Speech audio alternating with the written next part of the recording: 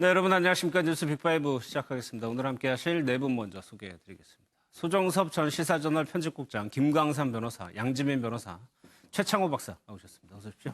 네, 안녕하세요. 네, 오늘 첫 번째 키워드부터 살펴보겠습니다.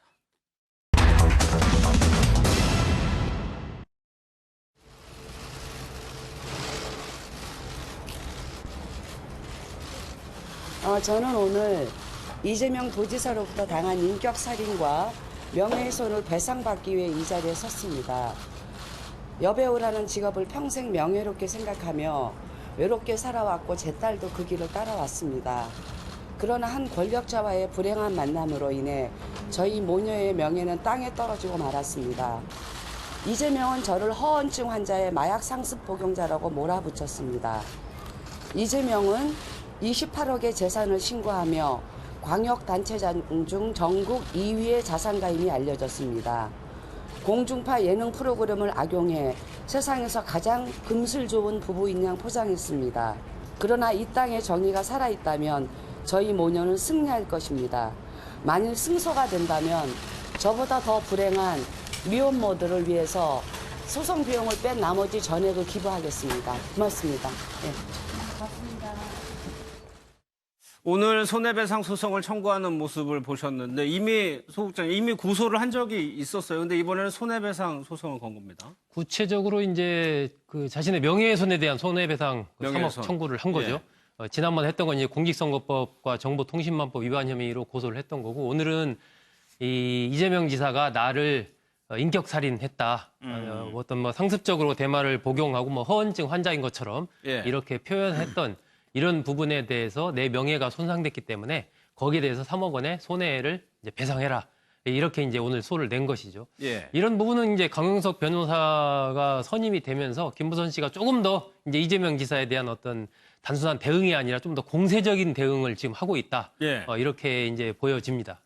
지금 옆에도 강용석 변호사가 이제 같이 나왔는데 글쎄요, 김광삼 변호사 변호인의 조력이 있었다고 봐야 될까요? 당연히 있었다고 봐야 했겠죠. 그리고 김부선 씨가 이제 전에는 경찰의 소환에 나올 때도 굉장히 소극적이고 그렇죠. 얼굴이 보면 자신감이 없었거든요. 그런데 강용석 변호사가 사실은 변호인으로 선임되면서부터 얼굴을 보면 굉장히 밝아요. 그것은 아마 둘이 협의를 통해서 앞으로 전략이랄지 법적으로 뭐가 우리에게 유리한지 그런 것을 아마 설명했을 걸로 봅니다. 그래서 아마 지금 이제까지는 이제 김부선 씨가 수세적인 입장이었거든요.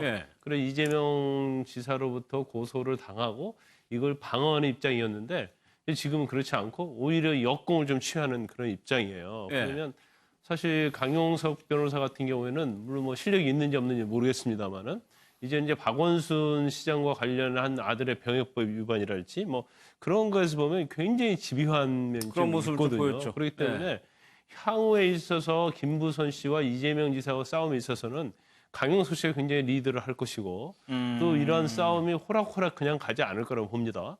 또 다른 어떤 법률적 이론을 또 만들어내고 또 이재명 지사는 이제 완전한 공인이잖아요. 이제 거기서 사실 공인의 입장에서는 모든 걸 방어하기 좀 힘든 입장이 있거든요. 그때 나올 때마다 언론에 인터뷰하고 그럴 수는 없어요. 그렇죠. 하지만 김부선 씨는 그래도 이제 사인 입장이기 때문에 본인이 원한 말을 카메라 앞에서 얼마든지 할 수 있는 입장이기 때문에 그런 측면에 있어서 이제 김부선 씨가 좀 더 뭐 본인의 하고 싶은 말을 할 수 있는 입장이기 때문에 아마 이재명 지사 측 입장에서도 좀 답답한 측면이 좀 있을 것이고 향후에 아마 소송도 굉장히 치고받는 그런 소송을 할 가능성이 크다고 봅니다.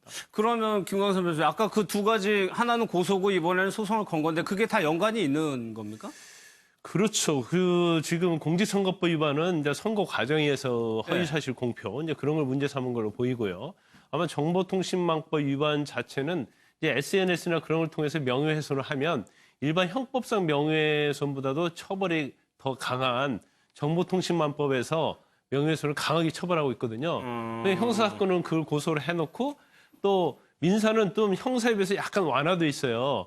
형사가 무혐의 나온다 하더라도 어느 정도 조금만 명예훼손이 되면 유죄를 인정하거든요. 아, 그래요? 그래서 형사 고소한 것이 결코 무혐의 난다 하더라도 민사에서는 뭐 여러 가지를 손해배상의 어떤 청구 취지로 청구 원인으로 해서 하면 그중에 하나라도 인정이 되면 마치 승소한 것처럼 보이기 때문에 또 다른 이제 두 가지 전략, 형사와 민사의 어떤 두 가지 투트랙 전략을 지금 쓰고 있다고 볼 수 있습니다. 그러면 양지민 변호사 명예훼손을 당했다라고 이제 주장을 하는 건데 이런 경우에도 김부선 씨가 다 이제 근거 같은 거를 모아가지고 제출을 해야 되는 건가요? 아마도 그럴 것 같습니다. 왜냐하면 지금 소재기를 한 사람이 김부선 씨이기 때문에 이제 입증 책임이 있고요. 그 전에 사실은 이제 6.13 지방선거 때 후보자 토론회에서 김영환 후보가 그 이재명 현재 지사에게 이제 물어봤습니다. 그때 예. 뭐 SNS에 뭐 이런 식으로 얘기를 한 적이 있죠라고 하면서 김부선 씨를 언급하는 듯한 내용이 얘기를 하면서 이재명 지사에게 물어봤을 때 그때 당시 이재명 지사도 그런 적 있습니다라고 발언한 부분이 사실은 있거든요. 그렇기 때문에 그런 부분은 사실 뭐 이미 언론에 다 공개가 됐기 때문에 김부선 씨가 그걸 근거로 들어서 본인도 이렇게 인정을 하고 있다. 그때 당시 2016년 당시 SNS에 나를 저격하는 글을 올렸다라고 해서 그 부분에 대해서 아마 적극적으로 입증을 할 것이라고 보이고요. 예. 그 부분이 형사적으로는 처벌을 안 받는다고 하더라도 말씀해 주신 것처럼 충분히 민사적으로는 손해배상이 인정될 수가 있기 때문에 그래서 형사 고소와 이제 민사 소송을 청구하는 것을 동시에 이제 진행하는 거라고 볼 수 가능성이 있겠습니다. 있다. 그렇습니다. 그러니까 최 박사 지금 상황에서 굉장히 김부선 씨 억울하다고 그동안 얘기해 왔었는데 굉장히 든든한 우군을 얻은 격이 있어요. 그래서 이제 우리 뭐 시청자 여러분들도 그렇고 이제 개인이 변호사가 있고 든든하게 조력을 받으면 또 없던 기억도 새록새록 날 수도 있고 뭐 법적으로 이제 대응도 하는데 그 이재명 지사 측에서 그동안에 좀 유리한 측면이 있어 보였는데 조금 반전의 분위기가 뭐냐면 허언증 같은 경우에는 이제 공상 허언증이라고 해서 정신과적으로 문제가 있는 예. 병적으로 문제가 있다라고 하는 거거든요. 그게 사실일지라도 그런 것들을 뭐 공개적으로 언급을 했다거나 예. 또 이제 대마초 같은 경우 뭐 상습 복용을 한 것은 뭐 언론에도 많이 나왔지만 그것을 SNS에서 막 그 2016년 1월 27일 날 같은 경우 이분 대마 좋아하시지 아마 지금도 많이 하시나 뭐 이런 식으로 약간 비아냥거리면서 이렇게 노출을 하고 그 공세를 폈던 것들이 오히려 부작용으로 작용할 가능성도 배제할 수는 없는데 사실 정신과적으로 문제 있는 사람에게 그거를 공개적이든 뭐 아니면 비공개적이든 그걸 예. 해가지고 명예나 인격에 정말 현저하게 뭔가가 상처를 줬다면 문제는 새로운 국면으로 접어들 수가 있겠죠. 근데 김 변호사님 지적을 하신 것처럼 이재명 지사 측에서는 매번 이렇게 자유롭게 얘기를 할 수가 없는데 김부선 씨는 얘기를 하고 있단 말이에요. 그럼 지금 하고 있는 얘기에 대해서 혹시 이재명 지사 측에서 뭔가 문제를 제기할 만할 수는 없을까요? 지금 이제 문제 제기할 수 없고요. 일단 재판 과정을 통해서 변호사를 이제 변론을 통해서 할 수밖에 없겠죠. 그런데 이제 제일 관건은 그거예요. 그러니까 예를 들어서 뭐 영화도 마찬가지고 어떤 사람의 명예훼손적인 측면에서 문제가 됐을 때 예. 형사적인 문제하고 민사적인 문제는 좀 구별이 됩니다. 형사적인 문제는 뭐 어떤 진실한 사실이고 그 내용이 근데 뭐 일반적으로 허언증이 있었다 아니면 대마초를 폈다 그게 이제 진실이라고 한다면 예. 진실은 사실이죠. 그런데 진실은 사실이면서 또 뭐가 있냐면 이제 공익을 위한 거거든요. 그럼 공익적 측면이 김부선 씨는 어느 정도 유명 연예인이고 그런 측면에서 보면 공적 인물로서 이 정도의 어떤 비난은 감수할 만한 위치냐 아니냐. 그것이 아마 형사 됐건 민사가 됐건 영향을 많이 미칠 거예요. 그렇겠네요. 네. 특히 민사에서도 아니 뭐 서로 이렇게 감정 싸움을 하는 과정에 있어서 그 정도에서는 김부선 씨가 감수해야 할 만한 위치다. 그런다고 하면 사실은 손해배상 소송이 기각될 수 있죠.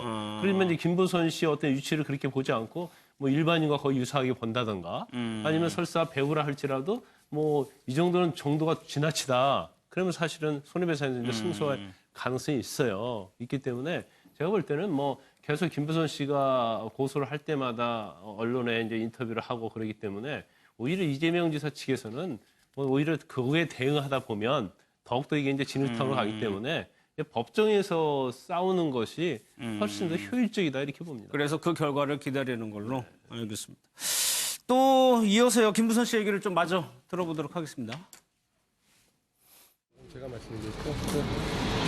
SNS하고 그 시사 저널과의 인터뷰를 통해서 허언증 환자다, 뭐 대마초를 상습적으로 피지 않냐, 뭐 이런 발언들이 여러 차례 있습니다. 그리고 미사 왔다라고도 네. 뒤집어 씌웠습니다. 아니, 추가는 없고요. 네, 거기까지 이제 10월 4일날 조사를 성실히 받으면 검찰에서 뭐 진실을 밝혀줄 걸로 있습니다. 네. 거 관련해서도 이야기가 많은데 그런 논란 관련해서 어떻게 생각하시는지 여쭤볼게요. 뭐 제가 말씀드리겠습니다. 네. 강용석 변호사님은 굉장히 변호사로서 법률가로서 유능하고 명석하시고 그건 이미 정평이 나 있습니다. 저는 정치인도 아니고 진영 논리에 빠질 이유도 없습니다. 그냥 오로지 진실을 밝히는데 최선을 다해줄 변호사님이 누구신가. 근데 저는 민주당 지지자였기 때문에 기왕이면은 민주당에 관계된 변호사들이 해주시길 바랐는데 모두가 기피했습니다. 어쩌라고요. 강효석 변호사를 굉장히 칭찬하네요.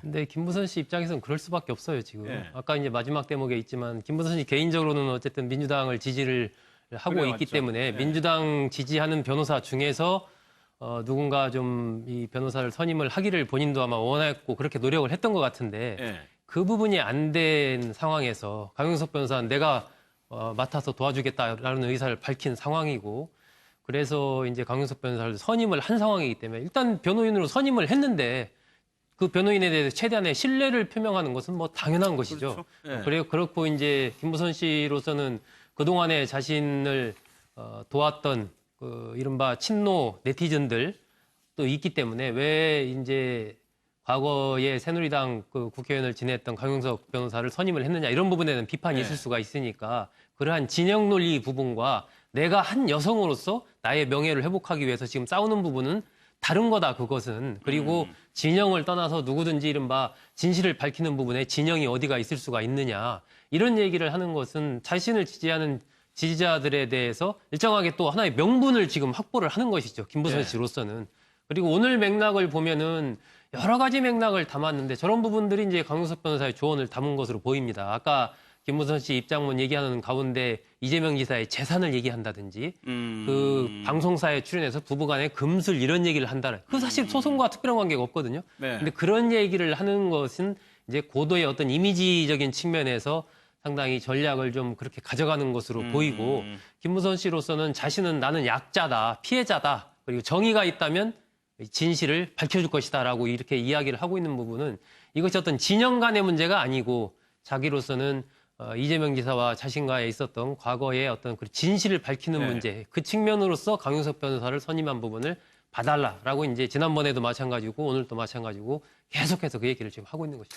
지금 이 두 사람의 관계가 고발건도 있고 이게 언제 이 경우에는 언제쯤 결론이 날까요? 한참 걸리지 근데 않나요? 시간이 좀 상당히 많이 걸릴 거예요. 네. 그런데 일단 형사와 관련된 사건은 이미 뭐 경찰서 수사가 좀 돼 있죠. 그러니까 김부선 씨 측에서 고소한 사건 말고 또 다른 사건 있지 않습니까? 네. 그런 사건들 수사가 어느 정도 돼 있기 때문에 그걸 같이 공유를 할지 어쩔지는 모르겠어요. 그렇지만 일단 고소해서 있기 때문에 내용이 조금이라도 다른 측면이 있으면 조사를 해야 하는 거고 조사의 시간은 결국 직접적으로 이재명 지사를 고소를 하면 사실 저 사건에서는 이재명 지사 측에서 김부선 씨나 김영환 전 의원을 바른미래당 예. 최고위원을 고소한 것은 사실은 가짜 뉴스 대책단. 그러니까 그렇죠. 이재명 지사 예, 측에 예. 그러잖아요. 그래서 이재명 지사 씨가 나갈 필요가 없었어요.